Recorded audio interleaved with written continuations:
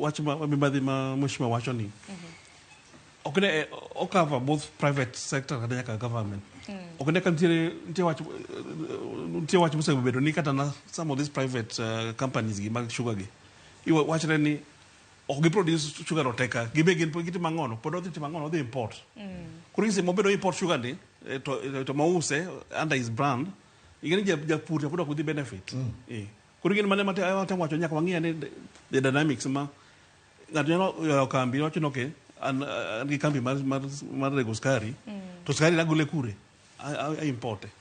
Kuri it means pod joma puro nianga the farm the ordinary farmer pod ok dhi benefit. Kuri wacho nyaka wang'e ni gigi in totality. Kwa ng'e ni farmer puro niang ni ntiere sirikal ka to ntiere consumer. Ere kaka we strike a balance ma jogite wabiro gi a win-win kind of situation. Ero kama na inya ne korom ga jo wacho gimoro kuom gope no wach ni gope gi koro ng'adi gima pok owinjre na ni to kane gin gope